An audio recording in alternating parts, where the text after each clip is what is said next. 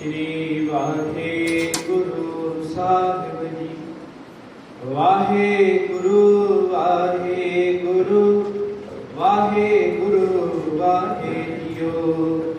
कवन नैन मधुर पै coat San संग सो। कहत मात शोध जिसै दही पात खाए जियो। देख रूप अत अनूप मोह महामग पई। किंकनी शब्द चुनतकार खेल पाए जियो। काल कलम हुक्म हाथ कहो को न मेट सकै। ईस बम ज्ञान ध्यान तरत हिय जाए जियो। सत साथ श्री निवास आद पुरख सदा तुम्ही। वाहेगुरु वाहेगुरु वाहेगुरु वाहेगियो। हों आया दूरों चल के मैं तकी तो शरणाए जियो। मैं आशा रखी चित में मेरा सब दुख गवाए जियो। हम अवगुण भरे एक गुण नाहि। अमृत छाड़ बिखै बिखार। माया मोह परम पै भूले सुत दारा स्यों प्रीत लगाई। एक उत्तम पंथ सुनियो गुर संगत। तेहे मिलंत जन त्रास मिटाई। एक अरदास पाठ कीरत की गुरु रामदास रखो शरणाई। सतनाम श्री वाहेगुरु साहिब जी।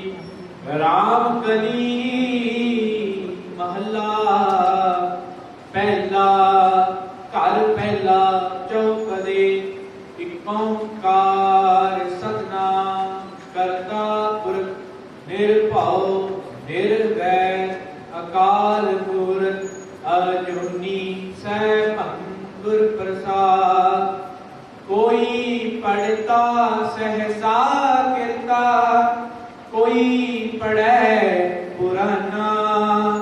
कोई नाम जपै जप माली लागै तिसै ध्याना। कोई पढ़ता सहसा कीरता कोई पढ़ै पुराना। कोई नाम जपै जप माली लागै तिसै ध्याना। अब ही कब ही किछु न जाना तेरा एको नाम पछाना। ना जाना हरे मेरी कवन गते।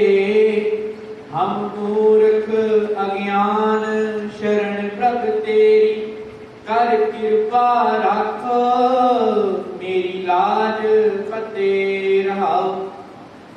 कब हूँ जियड़ा ऊब चढ़त है। कब हूँ जाए प्याले लोभी जियड़ा फिर न रहत है। चारे कुंडा पाले मरण लिखाए मंडल में आए। जीवन साजह माई एक चले हम देखें स्वामी। पाहे बलंती आई। ना किसी का मीत ना किसी का भाई। ना किसे बाप ना माई। प्रणवत नानक जे तू देवै अंधे हुए सखाई। ना किसी का मीत ना किसी का भाई। ना किसे बाप ना माई। प्रणवत नानक जे तू देवै अंधे हुए सखाई। वाहिगुरू जी का खालसा वाहिगुरू जी की फतेह। सितारिया निखोट न जाई मूल अतुल भंडार।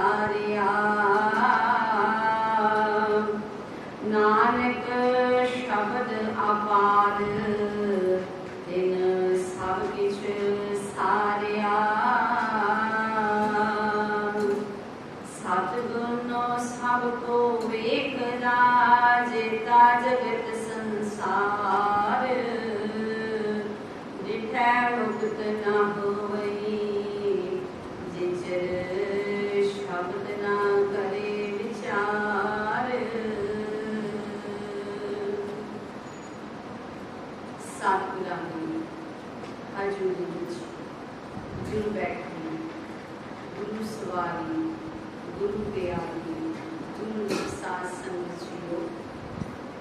आप तनता दे जो सतगुरां दी निकी प्यारी मिठी गोद विच बैठण दा सभाग समा प्राप्त होया है। अमृत मेरे दीवाना दियां हाजरियां भर के लाहे लै रहे हो।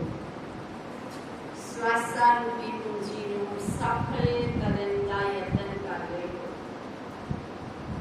जिथे आप साचे ने नितनेम दीयां बाणियां श्रवण कीतियां हन, अरदास में शामिल होकर सर्वत दा भला मंगिया है। नानक नाम चढ़दी कला तेरे पानी सर्वत दा भला। उपरांत पावन पवित्र हुक्मनामा साहिब की बख्शिश हुई है। हुण कुछ समा कथा विचारां दी सार पाउंदा है। आप संगत 80 पक्षों ताके विचार हो सके। गुरु साहब जी कृपा करें, आप ही विचर के अपना मेहर भरिया हाथ सीसे रखे सेवा ले लें। जीव की कोई पाया नहीं कि उगाड़ी में विचार कर सके। सतगुरु की आप ही बख्शिश करें। सो आओ विचार ना जुड़ना करते हाँ। पते की सांझ पाके दास 80 पक्षों प्यास का सत्य प्रमाण करो जी। वाहिगुरु जी का खालसा वाहिगुरु जी की फतेह। आज का जो पावन पवित्र हुक्मनामा से आपने श्रवण किया है, तान श्री गुरु ग्रंथ साहिब के अंदर 876 अंग के उत्ते पावन शब्द सुधारे माने हैं। रामकली राग के अंदर आदा पावन पवित्र हुक्मनामा साहिब की बख्शिश हुई है। 876 अंग के उत्ते रामकली राग की आरंभता में हुई है। रामकली राग की आरंभता के गुरु साहिब के विवरण मंत्र का उदाहरण मिलता है। आज के पावन पवित्र हुक्मनामा साहिब के अंदर गुरु साहिब की बख्शिश कर रहे हैं। शब्द के अंदर जिक्र आ रहा है नाम की याद का कि नाम अदा की नहीं है। जिन्हें इस गल को समझ लिया कि नाम तो बिना जीवन व्यर्थ है, वो फिर नाम की ही केवल मंग करता है। जिन्हें ज्ञान आ गया, जिन्हें समझ लिया, जिन्हें सोची हो गई कि ये मनुखा जीवन केवल नाम जपन के लिए मिलया है, बंदगी के लिए मिलया है, और फिर केवल परमात्मा तो नाम की दात ही मंगता है और कुछ नहीं मंगता। पर जिन्होंने हजे ज्ञान नहीं समझ नहीं, वो कहते माया के विच उन्होंने अपने जीवन को प्रसिद्ध कर लिया है। शब्द के अंदर गुरु साहिब जी ने जो सानू समझाया है कि असा जीवन ने केवल परमात्मा वालों नाम की दात ही मंगनी है। जो नाम आ गया, बाकी सब परछावां है उन्हें आ ही जाना। जिवें किसी ने कहा, एक राजे ने दरबार लगाया, राजे ने कहा जिन्हें जो लेना है ले लो, जिन्हें जो मंगना है मांग लो, जिन्हें जो छू लिया जो चक लिया वो खुदा हो गया। एक बड़ा सियाना बैठा सी, उन्हें जाके फटाफट सीधा राजे नूं ही छू लिया, राजे नूं ही मंग लिया। कि जदों राजा ही अपना हो गया तो फिर उहदा सारा राज भाग, सारा खजाना, सब महल वालियां सब कुछ भी अपने आप ही खुदा हो गया।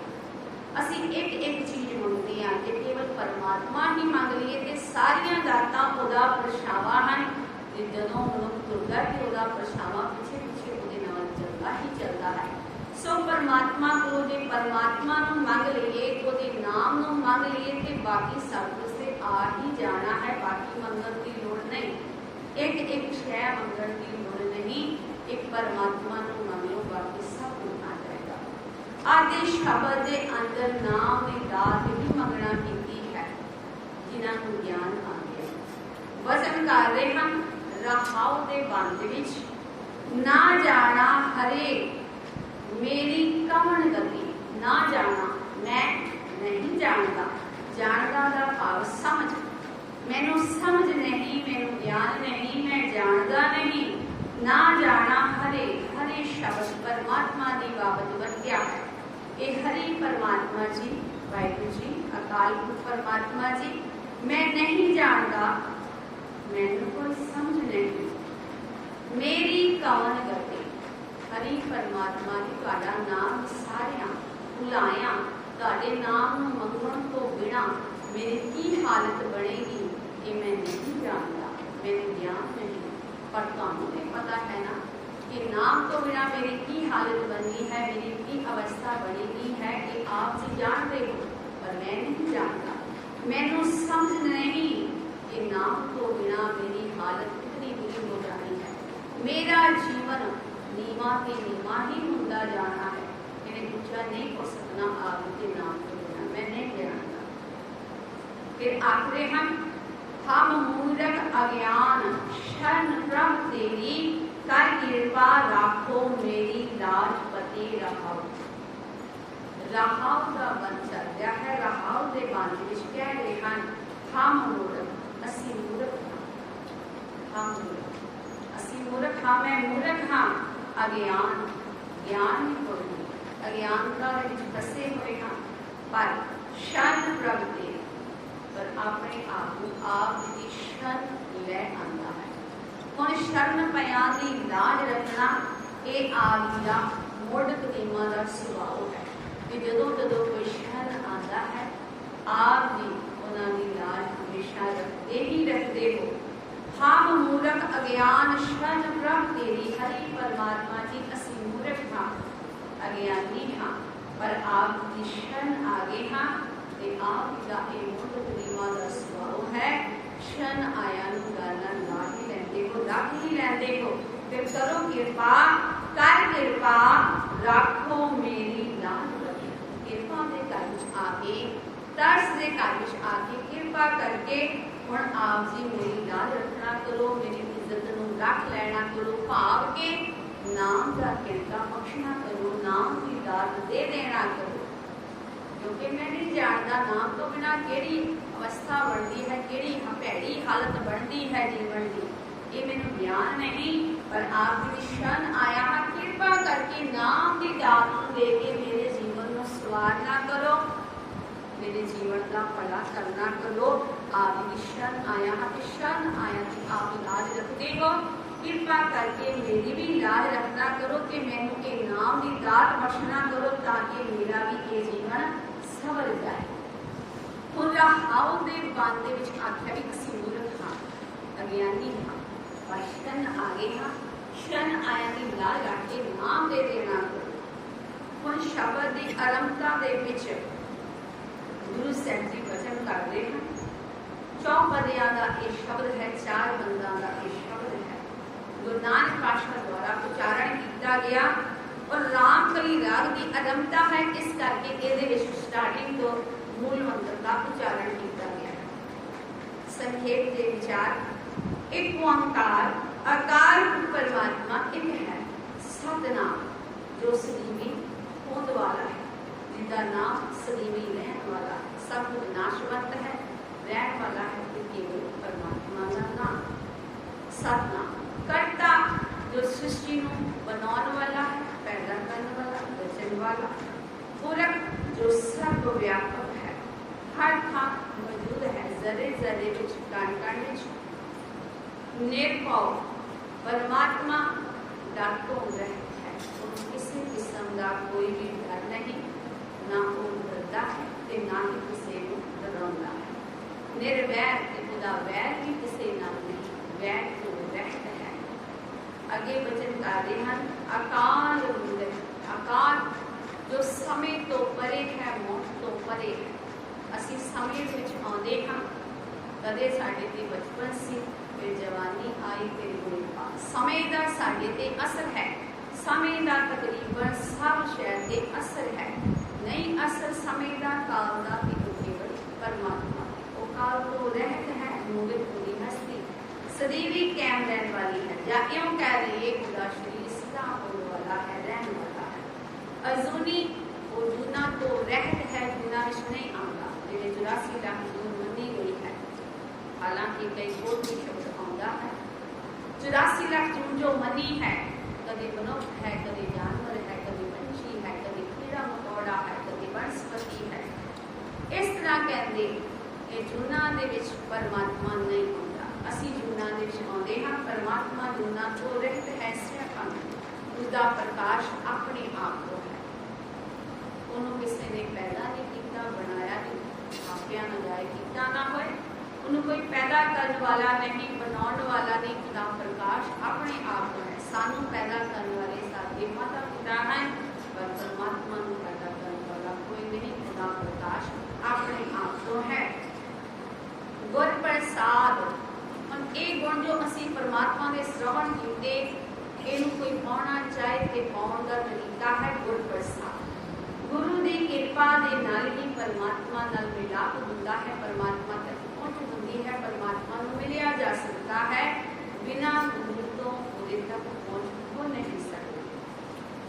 ਅੱਗੇ ਗੁਰੂ ਸਾਹਿਬ ਜੀ ਬਚਨ ਕਰਦੇ ਹਨ, ਕੋਈ ਪੜਤਾ ਸਹਿਸਾ ਪਿਤਾ, ਕੋਈ ਪੜੈ ਪੁਰਾਨਾ। ਕੋਈ ਦਾ ਭਾਵ ਕੋਈ ਮਨੁੱਖ, हे ਹਰੀ ਪਰਮਾਤਮਾ ਜੀ, ਕੋਈ ਮਨੁੱਖ ਪੜਦਾ ਪਿਆ ਹੈ ਸਹਿਸਾ ਪਿਤਾ ਤੇ ਕੋਈ ਪੁਰਾਨਾ। ਪੁਰਾਨ 18 ਹੁੰਦੇ ਗਏ ਹਨ। ਇਹ ਧਾਰਮਿਕ ਗ੍ਰੰਥ ਹਨ ਜਾਂ ਧਾਰਮਿਕ ਪੁਸਤਕਾਂ ਕਹਿ ਲਈਏ, ਕਿਤਾਬਾਂ ਕਹਿ ਲਈਏ। ਕੋਈ ਕਹਿੰਦੇ ਸਹਿਸਾ ਪਿਤਾ ਇਹ ਮਾਰਦੀ ਪਾਲੀ ਭਾਸ਼ਾ ਵਿੱਚੋਂ ਬੋਧ ਤੇ ਜੈਨ ਦੇ ਗ੍ਰੰਥ ਹਨ। ਇਹਨਾਂ ਦੀ ਬਾਬਤ ਇਹ ਸ਼ਬਦ ਵਰਤਿਆ ਗਿਆ ਹੈ ਸਹਿਸਾ ਪਿਤਾ। ਕੋਈ ਕਹਿੰਦੇ ਪਰਮਾਤਮਾ ਦੇ ਨਾਮ ਨੂੰ ਵਿਸਾਰ ਕੇ ਇਹਨਾਂ ਗ੍ਰੰਥਾਂ ਨੂੰ ਪੜ੍ਹਦਾ ਪਿਆ ਹੈ। ਗ੍ਰੰਥਾਂ ਵਿੱਚ ਗੱਲ ਤੇ ਪਰਮਾਤਮਾ ਦੇ ਨਾਮ ਦੀ ਹੀ ਹੈ। ਫਿਰ ਇਹ ਕੀ ਗੱਲ ਬਣੀ ਕਿ ਪਰਮਾਤਮਾ ਦੇ ਨਾਮ ਨੂੰ ਵਿਸਾਰ ਕੇ ਗ੍ਰੰਥ ਪੜ੍ਹਦਾ ਪਿਆ ਹੈ, ਕੁਰਾਨ ਪੜ੍ਹਦਾ ਪਿਆ ਹੈ। ਭਾਵ ਕਿ ਕੇਵਲ ਪੜ੍ਹਦਾ ਪਿਆ ਹੈ ਜਾਂ ਵਿਚਾਰਨ ਵਾਲਿਆਂ ਦੀ ਕਮੀ ਵੀ ਕੋਈ ਨਹੀਂ, ਪਰ ਅਮਲ ਨਹੀਂ, ਜੀਵਨ ਦੇ ਵਿੱਚ ਢਾਲਿਆ ਨਹੀਂ। ਆਸਾ ਦੀ ਵਾਰ ਦੇ ਅੰਦਰ ਗੁਰੂ ਨਾਨਕ ਪਾਤਸ਼ਾਹ ਦੇ ਬਚਨ ਆਉਂਦੇ ਹਨ, ਪੜ੍ਹ ਮੋਤੀ ਗੱਡੀਏ ਵਾਲਾ ਪੂਰਾ ਸ਼ਬਦ ਹੁੰਦਾ ਹੈ। ਉਹਦੇ ਅੰਦਰ ਵੀ ਕੁਝ ਇਹੋ ਜਿਹੀ ਗੱਲ ਸਮਝ ਆਈ ਹੈ। ਗੁਰੂ ਨਾਨਕ ਪਾਤਸ਼ਾਹ ਨੂੰ ਇੱਕ ਪੰਡਿਤ ਵਿਦਵਾਨ ਕਹਿ ਲਈਏ ਮਿਲ ਜਾਂਦਾ ਹੈ, ਜਿਹਨੇ ਕਿ ਧਾਰਮਿਕ ਪੁਸਤਕਾਂ ਦਾ, ਧਾਰਮਿਕ ਗ੍ਰੰਥਾਂ ਦਾ ਗੱਡਾ ਲੱਗ ਰੱਖਿਆ ਸੀ। ਜਦੋਂ ਗੁਰੂ ਸਾਹਿਬ ਜੀ ਨੂੰ ਮਿਲਦਾ ਹੈ, ਗੁਰੂ ਨਾਨਕ ਪਾਤਸ਼ਾਹ ਪੁੱਛਦੇ ਹਨ ਕਿ ਇਹ ਕਿਵੇਂ ਧਾਰਮਿਕ ਦੀਆਂ ਕਿਤਾਬਾਂ ਦਾ ਕਿਵੇਂ ਗੱਡਾ ਲੱਗਿਆ ਹੋਇਆ ਹੈ। ਪੁਰਾਣੇ ਸਮਿਆਂ ਦੇ ਅੰਦਰ ਕੀ ਹੁੰਦਾ ਸੀ, ਜਦੋਂ ਦੋ ਵਿਦਵਾਨ ਰਲ ਕੇ ਵਿਚਾਰ ਕਰਦੇ, ਦੋ ਪੰਡਿਤ ਜਾਂ ਦੋ ਵਿਦਵਾਨ ਰਲ ਕੇ ਵਿਚਾਰ ਕਰਦੇ, ਹੁਣ ਇੱਕ ਨੇ ਹਾਰਨਾ ਤੇ ਇੱਕ ਨੇ ਜਿੱਤਣਾ, ਇਹ ਤੇ ਬਣਿਆ ਹੀ ਆਇਆ। ਜਦੋਂ ਦੋ ਟੀਮਾਂ ਖੇਡਦੀਆਂ ਹਨ, ਇੱਕ ਦੀ ਜਿੱਤ ਤੇ ਇੱਕ ਦੀ ਹਾਰ ਤੇ ਹੁੰਦੀ ਹੀ ਹੈ। ਸੁਭਾਵਿਕ ਇਹ ਬਣਿਆ ਆਇਆ ਰੂਲ ਹੈ, ਇੱਕ ਜਿੱਤੇਗਾ ਇੱਕ ਹਾਰੇਗਾ। ਹੁਣ ਉਹਨਾਂ ਪੰਡਿਤਾਂ ਦਾ ਇਹ ਰੂਲ ਸੀ ਕਿ ਜਦੋਂ ਕਿਸੇ ਪੰਡਿਤ ਨੇ ਕਿਸੇ ਦੂਸਰੇ ਪੰਡਿਤ ਦੇ ਨਾਲ ਗਿਆਨ ਚਰਚਾ ਕਰਨੀ, ਵਿਚਾਰ ਹੋਣੀ, ਜਦੋਂ ਇੱਕ ਹਾਰ ਜਾਂਦਾ, ਹਾਰਨ ਵਾਲੇ ਨੇ ਆਪਣੇ ਸਾਰੇ ਹੀ ਧਾਰਮਿਕ ਗ੍ਰੰਥ, ਧਾਰਮਿਕ ਪੁਸਤਕਾਂ ਉਸ ਜਿੱਤਣ ਵਾਲੇ ਪੰਡਿਤ ਨੂੰ, ਵਿਦਵਾਨ ਨੂੰ ਦੇ ਦੇਣਾ ਪੈਂਦਾ ਸੀ। ਇਹ ਰੂਲ ਹੁੰਦਾ ਸੀ। ਵਿਚਾਰ ਚੱਕਣ ਤੋਂ ਪਹਿਲਾਂ ਇਹ ਗੱਲ ਹੋ ਜਾਂਦੀ ਸੀ। ਇਹ ਹਾਰਨ ਵਾਲੇ ਦਾ ਸਾਰਾ ਜਿਤਨਾ ਵੀ ਗਿਆਨ ਹੈ, ਜਿਤਨਾ ਵੀ ਪੁਸਤਕਾਂ ਭੰਡਾਰ ਹੈ, ਉਹ ਜਿੱਤਣ ਵਾਲੇ ਨੂੰ ਦਿੱਤਾ ਜਾਏਗਾ। ਜਿਹਦੇ ਕੋਲੇ ਜਿੰਨੀਆਂ ਪੁਸਤਕਾਂ, ਜਿੰਨੇ ਧਾਰਮਿਕ ਗ੍ਰੰਥ, ਉਹ ਉਹਨਾਂ ਹੀ ਵੱਡਾ ਵਿਦਵਾਨ ਮੰਨਿਆ ਜਾਏਗਾ। ਪਤਾ ਚੱਲੇਗਾ ਵੀ ਇਹਨੇ ਕਈਆਂ ਨੂੰ ਹਰਾਇਆ ਤੇ ਇਹ ਬੜਾ ਜੇਤੂ ਹੈ, ਇਹਨੂੰ ਬਹੁਤ ਗਿਆਨ ਹੈ। ਗਿਆਨ ਚਰਚਾ ਹੋਈ ਤੇ ਇਹਦੇ ਵਿੱਚ ਹੁਣ ਉਹ ਪੰਡਿਤ ਕਾਫੀ ਲੋਕਾਂ ਨੂੰ ਹਰਾ ਕੇ ਤੇ ਕਾਫੀ ਕੁਝ ਕਹਿੰਦੇ ਕਾਫੀ ਵਾਰ ਜਿੱਤ ਚੁੱਕਿਆ ਸੀ ਤੇ ਉਹਨੇ ਇਤਨੇ ਧਾਰਮਿਕ ਗ੍ਰੰਥ ਇਕੱਠੇ ਕਰ ਲਏ ਕਿ ਇੱਕ ਵੱਡਾ ਉਹਦਾ ਲੱਦਿਆ ਗਿਆ, ਭਰ ਲਿਆ ਗਿਆ। ਜਦੋਂ ਗੁਰੂ ਨਾਨਕ ਪਾਤਸ਼ਾਹ ਜੀ ਨੂੰ ਮਿਲਦਾ ਹੈ ਤੇ ਫਿਰ ਉਹਨਾਂ ਨੂੰ ਸਵਾਲ ਕਰਦੇ ਹਨ ਕਿ ਗੱਡਾ ਕਿਵੇਂ ਲੱਗਿਆ। ਫਿਰ ਪਤਾ ਚੱਲਿਆ ਵੀ ਇਹਨੂੰ ਕਿੰਨਾ ਗਿਆਨ ਹੈ। ਤੇ ਗੁਰੂ ਸਾਹਿਬ ਜੀ ਨੇ ਕਿਹਾ ਇਸ ਤਰ੍ਹਾਂ ਧਾਰਮਿਕ ਗ੍ਰੰਥਾਂ ਨੂੰ ਪੜ੍ਹਨ ਨਾਲ ਜਾਂ ਗੱਡਾ ਲੱਗਣ ਨਾਲ ਇਸ ਤਰ੍ਹਾਂ ਪਰਮਾਤਮਾ ਤੱਕ ਪਹੁੰਚ ਨਹੀਂ ਹੋ ਸਕਦੀ। ਕਿਸ ਤਰ੍ਹਾਂ ਇਹ ਨਹੀਂ ਕਿ ਤੂੰ ਨਾਮ ਜਪ ਲਿਆ, ਇਹ ਤੇ ਨਾਮ ਨੂੰ ਵਿਸਾਰ ਰੱਖਿਆ। ਕੋਈ ਹਾਲ ਸਾਡਾ ਹੈ ਕਿ ਅਸੀਂ ਗ੍ਰੰਥਾਂ ਨੂੰ ਤੇ ਪੜ੍ਹ ਰਹੇ ਹਾਂ, ਬਾਣੀ ਪੜ੍ਹ ਵੀ ਰਹੇ ਹਾਂ, ਵਿਚਾਰ ਵੀ ਰਹੇ ਹਾਂ, ਕੁਝ ਅਮਲ ਨਹੀਂ ਕਰ ਰਹੇ, ਜਾਂ ਅੰਦਰੋਂ ਸਾਡੀ ਨੇੜਤਾ ਨਹੀਂ ਬਣੀ, ਸਾਂਝ ਨਹੀਂ ਬਣੀ। ਕੇਵਲ ਚਰਚਾ ਤੱਕ ਹੀ, ਕੇਵਲ ਆਪਣੇ ਆਪ ਨੂੰ ਦਿਖਾਉਣ ਤੱਕ ਹੀ ਸੀਮਤ ਰਹਿ ਗਏ ਹਾਂ ਕਿ ਮੈਨੂੰ ਇੰਨਾ ਗਿਆਨ ਹੈ। ਕੋਈ ਰਾਗੀ ਹੈ, ਗਾ ਰਿਹਾ ਹੈ, ਬਹੁਤ ਮਿੱਠਾ ਗਾ ਰਿਹਾ ਹੈ, ਆਵਾਜ਼ ਵੀ ਮਿੱਠੀ ਹੈ, ਸੁਰਤਾਂ ਦਾ ਵੀ ਪੂਰਾ ਗਿਆਨ ਹੈ। ਇਹਨਾਂ ਗੱਲਾਂ ਦਾ ਹੀ ਹੰਕਾਰ ਹੋ ਜਾਂਦਾ ਹੈ। ਕੋਈ ਬਹੁਤ ਵਧੀਆ ਕਥਾ ਕਰਨਾ ਜਾਣਦਾ ਹੈ ਤੇ ਉਹਨੂੰ ਇਸੇ ਗੱਲ ਦਾ ਹੰਕਾਰ ਹੋ ਗਿਆ ਵੀ ਮੇਰੇ ਵਰਗਾ ਤੇ ਕੋਈ ਕਰ ਨਹੀਂ ਸਕਦਾ। मेरे वर्गा ते कोई गा नहीं सकता। इसे गल्लां दे विच ही फस के जीव रह जाता है, एक एक परमात्मा के नाम तो दूर हो जाता है। और यही गल कोई पढ़ता सहसा करता, कोई पढ़ा पुराना, पढ़ते रहे हैं पर फिर भी परमात्मा के नाम तो दूर हाँ, नाम को फिर भी सार रखा है, भुला रखा है, क्योंकि कितने ना कितने मन के कोने के विच हंकार है, सूक्ष्म हंकार, क्योंकि हंकार बड़ा सूक्ष्म है, पता नहीं चलता। हंकार के कारण ही फिर परमात्मा नाल विख बनी रहती है कि परमात्मा नाल मिलाप नहीं होता। कोई नाम जपे जपमाली लागे किसी ते आना, कोई कहते किसी देवी देवते नूं सिद्ध करने दे वास्ते माला हाथ में पकड़ के माला के एक एक मणके ते एक एक मंत्र नूं बार-बार उचारदा है। इस तरह उचारदा है, समाधि लाके बैठ गया है, ध्यान एकाग्रचित करके बह गया है। छोटे छोटे मंत्र होंगे हैं, जिन्हें असीं भी वाहिगुरू दा मंत्र जपते हाँ, अभ्यास करते हाँ, सिमरन करते हाँ वाहिगुरू या कोई मूल मंत्र पढ़ता है। इस तरह ये मंत्र है कि इस तरह देवी देवतियां को सिद्ध करने के लिए मंत्र होता है। जिवें असीं अक्षर आम सुनिया है, ओम नमः शिवाय, ओम नमः शिवाय, ये उन्हां दा मंत्र है। ओ शिव जी नूं, शिव जी नूं खुश करने दे वास्ते ये शिव जी दा मंत्र बार बार उच्चारण करते हैं। इस तरह कहते कोई माला हाथ विच पकड़ के, साडे धर्म दे अंदर भी कई लोग माला पकड़ के वाहिगुरू वाहिगुरू करते हैं। सिमरना आज्ञा सिमरना पकड़ के एक एक मोती के ऊपर वाहिगुरू वाहिगुरू आख्या जाता है, आखना चाहिए है। पर जो वचन कार्य गुरु साहब जी के अंदरों में कितने परमात्मा का नेड़ता बन जाए, साझ बन जाए, केवल हाथ विच माला दिखावे दी ना रह जाए, या केवल मणकियां की गिनती ना रह जाए, माला की गिनती ना रह जाए कि 108 माला जपनियां हैं या इन्नियां जपनियां हैं, वो केवल गिनती ना बन जाए, अंदरों भी साझ बने। कबीर जी का आखिरी हल मेरी सिमरनी रचना उपर राम, इस सिमरने की मैंने कोई लोड़ नहीं, एक एक विश्वास ही मेरा एक एक मोती है माला का, यही माला ये नाम बोलना है, कोई सामर्थ्य जावे। सो गल असीं कर रहे सी, कोई नाम जपे जपमाली लागे किसे ध्याना, कि कोई माला हाथ में पकड़ के किसी देवी देवते का खास मंत्र उच्चारण करता पिया है। इस तरह कहते मैं किसी देवी देवते को प्रसन्न करना है, पाना है, कहते कोई कुछ करता पिया है, कोई कुछ करता पिया है, पर मैं तो कहते गुरु साहब जी आखते हैं, समझा रहे हैं, अब ही कब ही कछु न जाना, पर मैं अब ही का पालू नहीं, मैं ते हुण भी ते कब ही कदे भी, कहते आप जी दे नाम नूं ही केवल जानता हाँ, पछाणदा हाँ, नाम तो बिना होर कुछ नहीं जानता। आप जी दे नाम नूं पछाणदा हाँ, आप जी दे नाम दे नाल ही साझ पांदा हाँ, आप जी दे नाम तो बिना कोई होर उत्तम मैं नहीं करना समझदा, मैं नहीं करना चाहता। सिमरत वेद पुराण कारण पोथियां ना बिना संपूर्ण गाली पूछियो, कि नाम तो बिना सब कुछ व्यर्थ है, वेस्ट है। हुण जो मंत्र जपने हैं, धार्मिक ग्रंथ पढ़ने हैं, हुण जे कोई पढ़िया ही ना होवे बेचारा अनपढ़ होए ते वो की फिर परमात्मा नूं पा नहीं सकदा। इत्थे धार्मिक ग्रंथां की गल चली है या मंत्रां गल चली है कि मंत्रां जपना है, जाके है समाधि ला के बहना है। जो कोई गरीब है ਉਹਦੇ ਕੋਲੇ समा नहीं समाधि ला सके, उन्हें मेहनत मजदूरी भी करनी है, तो कोई पढ़िया भी नहीं तो कि वो लड़ नहीं सकता, पबजल तो पार हो नहीं सकता, कि परमात्मा को पा नहीं सकता। सो परमात्मा दियां इन्हां गल्लां दा कोई अंत नहीं है, पढ़िया अनपढ़िया सारे परमगत पा सकते हैं। गल है नाम अंतर आत्मी जपण की, जो आए शब्द के अंदर जोर दिता गया है नाम के ऊपर, कि पढ़िया इस तरह ग्रंथ इकट्ठे कीतिया, ये नहीं कि इनको कोई बहुता ज्ञान हो गया तो ये रब के नेड़े हो गया या मोती ये बंदगी करता है, इस तरह नहीं। आखिर हम मैं कुछ भी नहीं करना जानता, होर किसी उद्यम को मैं अहमियत नहीं देता, मेरे लिए सब तो ऊंचा परमात्मा जी आप का नाम है, केवल मैं भी उसे नहीं करता। मैं नहीं जानता कोई धार्मिक ग्रंथां, मैं नहीं जानता मंत्रां, मैं नहीं जानता किसी होर विशेष उद्यम, इस करके मैं केवल आप के नाम के नाल ही नेड़ता करता हाँ, सांभ पाउंदा। अगे वचन करते हैं, ना जाना हरे मेरी कमल गते, मैं नहीं जानता परमात्मा तेरे नाम नूं सारिया मेरी की हालत बढ़नी है। हम मूर्ख ज्ञान शरण प्रभ तेरी, कर कृपा राखो मेरी लाज पते रहा। मैं आप जी की शरण आया हाँ, मेरी लाज रखना करो। असीं मूर्ख हाँ, अज्ञान हाँ, पिता का फर्ज है बच्चे नूं समझाउण दा।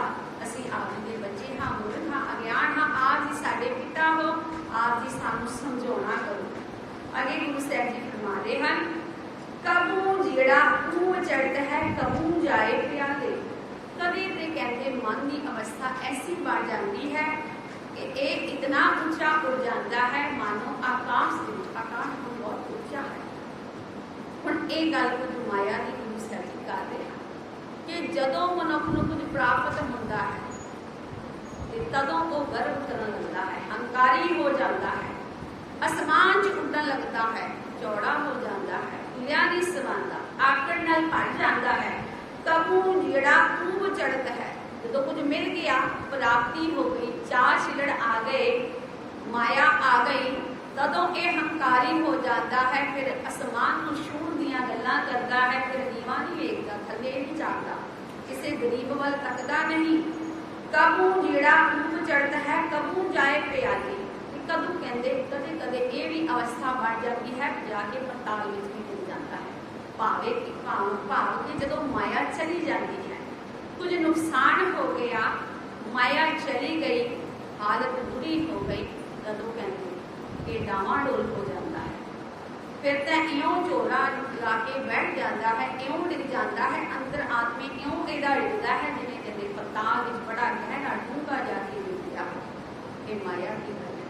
जदों कुछ मिल गया आसमान मुश्किल बनिया गल्लां करता है, जदों चला जाता है फिर कहते नहीं होना के बह जाता है, डावाडोल हो जाता। माया का सुभाई ऐसा, माया है ही डोलनी। इन्हें बड़े बड़िया बुला रखा है, बड़े बड़े असीं आम लोग ये माया जाल दे विच मोह पिया पै माया जाल। ये माया जाल दे विच तां बड़े बड़े जीव आके खचित हो गए हैं, फस गए हैं। जिक्र मिलता है कहते सुखदेव मुनि होया है वेद व्यास का पुत्र। वेद व्यास ने कहते अपने पुत्र को कहा कि मेरे पास भागवत गीता का ज्ञान हासिल कर, ये भी ज्ञान लेना चाहता है। पर वेद व्यास जी ने अपने पुत्र को कहा कि पहले जा जनक राजे के कोलों ज्ञान हासिल करना कर। जनक राजा ऐसा गुरमुख है जिहदे कोले भोग भी है ते जोग भी है, ये जुड़िया भी होया कि भोग भी भोगदा, राज महल माड़ियां सब कुछ ये पास है। जो सुखदेव मुनि कहते आउंदा है, राज दरबार सभा लगी हुई है, राज दरबार भरिया पिया है ते सभा के अंदर मुकदमा चल रहा है। जनक राजा को मुकदमे का फैसला सुनाउंदा कि ओहदे विच कोई डाकू जिन्हां नूं उस सजा सुनाउंदा। सुखदेव मुनि वेखदा पिया है ते मन विच शंका कीती कि ये राजसी बंदा, मैं तामसी, मैं तप करने वाला, ये राज करने वाला, ये राज करने वाला मैनू तामसी नूं की ज्ञान बख्शेगा, मैनू की ज्ञान देगा। चलो समा गुजरिया, जाके फतेह साथ की, बुलाना किया, आदरमान होया, बैठे कहा कि पिता जी ने भेजा है आप जी को गुरु धारणा आप जी को करना है, कुछ ज्ञान हासिल करना है। चलो विचार चर्चा होने लगी, बैठ गए। हुण शंका उहदे मन विच सी कि ये राजसी बंदा मैनू की ज्ञान दे सकता है। इधर वेद व्यास ने जदों अपने पुत्र नूं भेजिया ते जनक राजे नूं भी कह दिता, संदेश भिजवा दिता, मेरा पुत्र आ रहा है, प्रीख्या करने लगी। जा राजे जनक ने अपने पहरेदारां नूं कह दिता कि जदों असीं ज्ञान चर्चा कर रहे होइए, नाम की गल कर रहे हुए, कथा कहानियां पा रहे हुए, ते तुसीं आके कहना कि अपने शहर नूं अग लग गई, फिर कहना भी अग मेरे आ गई, महलां तक आ गई। क्योंकि इन्हें जदों सुखदेव मुनि महलां दे अंदर आउंदा है ते ये ब्राह्मण है, हुण इहदे कोल ब्राह्मणां कोल दो धोतियां हुंदियां हन, एक बन्नी हुंदी है, एक सिर ते या मोढे ते रखी हुंदी है, थल्ले विछा के ये बैठ गया। धोती ये आउंदा होया डोरी विच रख आंदा कि इहनूं सभा च कोई लैके जाना, बाहर टंगिया अंदर आ गया। हुण ज्ञान की गल चल रही है, पहरेदारां नूं दस्सिया गया, सिखाया गया सी, कहा गया सी कि थोड़ी थोड़ी देर बाद आके विचों कहना कि अग लग गई शहर। हुण थोड़ी देर हुई ते पहरेदार आ गए ते आके आखने लगे राजे जनक नूं कि अपने शहर नूं अग लग गई। राजे ने क्या कोई गल ज्ञान चर्चा जारी रखो, साध संगत इहदे विच छड्डी भी जाएगी, गल पूरी करनी चाहिए। उस इसी तरह चर्चा जारी है। थोड़ी देर बाद फिर पहरेदार आंदा है कि अग होर नेड़े आ गई है, क्या कोई गल नहीं। फिर थोड़ी देर बाद फिर आंदा है कि अग हुण महलां तक आ गई। राजे जनक ने क्या कोई गल नहीं, नाम जप रहे हाँ, सार संगत हो रही है, ये विघन ना पाओ, इसी तरह चलांगे। थोड़ी देर बाद फिर वो पहरेदार आंदा है कि अग हुण महलां दे अंदर एंटर कर गई है, तबेलियां नूं लग गई है, खजाने तक पहुंच गई है। कोई गल नहीं, चर्चा जारी रखो, बाणी की गल चल रही है, साध संगत हो रही है, ये विघन नहीं पैना चाहिए, ये जारी रखो, जो समाप्ति होगी फिर उठांगे। ये सब कुछ हुण ओहदे सुखदेव मुनि के सामने चल रहा है। थोड़ी देर बाद फिर पहरेदार आंदा है, फिर क्या अग ते हुण तो दरवाजे तक आ गई, ड्योढ़ी तक आ गई। हुण ये गल सुनदे सुखदेव मुनि खड़ा होकर दौड़ता है, क्योंकि ड्योढ़ी दे विच ओहदी धोती टंगी हुई है। जदों दौड़न लगता है तो जनक राजे ने क्या संगत क्यों छड़ के जाते हो, बैठो, गल चल रही है काम की, क्या मेरी धोती बाहर पई है। राजे जनक ने उत्थे उन्हें ज्ञान बख्शे, तेरी एक मामूली धोती बाहर पई है जिहड़ी सड़ जाएगी, तेरा ध्यान तेरी धोती दे विच है। जबकि बार बार आके पहरेदार ने कहा कि अग महलां तक आ गई, मेरे ते महल सड़ रहे, तबेला सड़ रहा, अग खजाने तक पहुंच गई है, मैं तो उठिया नहीं, उठ गया। तू कहा कि मैं राजसी हाँ, तू अपने आप को तामसी दसिया हाँ, सो ऐसे उन्होंने फिर ज्ञान हो जाता है। गल असी कर रहे सी कि ये जो माया है ये चित डुला ही जाती है मनो मली, ये अपना जाल पा ही जाती है मनो मली। असी आम इंसान की ये वड्डे वड्डे तपस्वी ऋषि मुनि फस जाते हैं। गल कर रहे सी कबू जिहड़ा उन जट है कबू जाए प्यारे, कदे ते कहनी जो प्राप्ति होगी माया की एक उच्चा उठ बैठता है, जो उसे चली जाती है फिर डामाडोल होके भी बैठ जाता है। लोभी जीरा फिरना रहता है चारे कुंडा पानी, जो लोभी बनौता है कहते किदा अंदर टिकदा नहीं, किदा अंदर डोलता ही रहता है, इन्हों कदे अडोलता वाली अवस्था प्राप्त नहीं होंगी। चारे कुंडा पानी 24 पासी 10 दिशावां दे अंदर चारे पासियां दे विच माया की खातर फिर के डोलता फिरता है, पालता फिरता है, हाथ पैर मारता है, इतों मेनू माया की प्राप्ति हो जाए। मार्ग लिखाए मंडल में आए, जीवन साजे मन, जगत के अंदर हर जीव मौत का समा निश्चित लिखा के आया है। मथे से ये लिखा हुआ है मौत आनी है, जरूर आएगी, ये तो बच नहीं सकता। जो नाम ना जुड़िया है वो आखदा है मोह मरने का चाव है, वो कहता मैं चाह है कदों मैं मरा कि कदों मैं परमात्मा नूं मिला। पर जो माया दे विच फसदा हन वो सदा जीवन नूं ही लोड़दे रहंदे हन कि असीं सदा ही जिउंदे रहिए, कदे सानूं मौत ना आवे, जीवन साजे मई ओदे आखदे जिउंदे रहिए। मौत तो डरदे हन, मौत ना आवे सानूं, ये उन्हां दी हालत है जो माया विच गलतान हन। एक चले हम देखिया स्वामी पाए बलंती आई, असी देखते पे हाँ कि साड़ियां अखां के सामने अनेका जीव इथों तुरे जा रहे हैं। जो आया सो चल सी, सब कोई आई वाली गल है, जो आया उन्हें जाना ही जाना है। मौत की एक अग बल रही है, निरंतर जारी है, ते कहते पर कुछ जीव वचन की आस लग गया कि असी बच जाइए, कदे मरिए ना किसी का मीत ना किसी का भाई, ना किसी बाप ना माई, किसी के काम आने वाला कोई नहीं, ना किसी का मित्र सहायता करेगा, इस मौत को बचाएगा, ना किसी का भरा, ना कोई माँ, ना कोई प्यो, कोई भी साथ देने वाला नहीं, सब मरना ही पड़ेगा। पर मौत का डर कोई दूर कर सकता है, एक वो परमात्मा का नाम है, जिन्हें कहते परमात्मा का नाम जपिया, ये परमात्मा का नाम फिर अंत वेले सहाय होता है। मौत तो को जीव डरदा नहीं, सुरखरू होके इस जहान तो परमात्मा की दरगाह में जाता है, किसी किस्म का डर पूरे जीवन में रह नहीं जाता। प्राणवत नानक जे तू देवै अंते होए सहाय, पर बेनती के रूप में प्रणवत का भाव बेनती करता है।